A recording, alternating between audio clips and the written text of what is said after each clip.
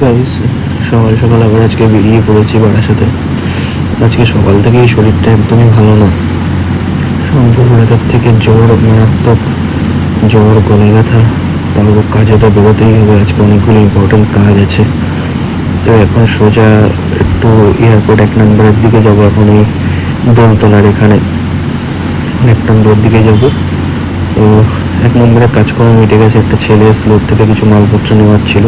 তো এখন বারাসাত হসপিটালে চলে এসেছি। হসপিটালে কল ছিল কতগুলো, ওই কল করে এখন আমরা দুই ভাই, আমি, দীপায়ন আর পিছনের একটা ছেলে আছে, এই আমরা 3জন মিলে এখন দত্তপুকুরের দিকে যাচ্ছি একটা পেডিয়াট্রিক কল করতে। তো স্যারের চেম্বারে চলে এসছে। এখানে পেশেন্ট আছে এখনো একজন। এই পেশেন্টের পরেই আমাদের কল হবে। তোমরা ওয়েট করছি, এখন আমরা 3-4 জন ওয়েট করছি কল করার জন্য।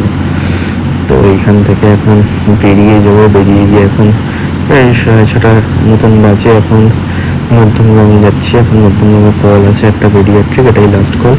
তো করে এখন এই বাড়ির দিকে সবাই বেরিয়ে পড়েছি। আমি এই সামনের বাইকে সৈফ বলে একটা ছেলে, আর তার সামনের বাইকে দীপায়নের ওই ছেলেটা। তো চলো আজকের ব্লগটা এই। সো গাইজ, এই সবে বাড়ি আসলাম এখন। আজকে এমনি সকাল থেকে শরীরটা মারাত্মক খারাপ। সকাল থেকে জ্বর, গলা ব্যথা মারাত্মক, মানে কথাও বলতে পারছি না। এখন গলায় লাগছে পুরো, মানে ঢোক গিলতে গেলে গলা ব্যথা করছে। তো মানে আর আজকে মানে বহু কষ্ট করে কল করেছে আজকে, তার মধ্যে প্রচণ্ড গরম। তো যাই হোক, আজকের ব্লগটা এই অবধি থাকলো। তো আবার কালকে আবার দেখা হবে। So tata.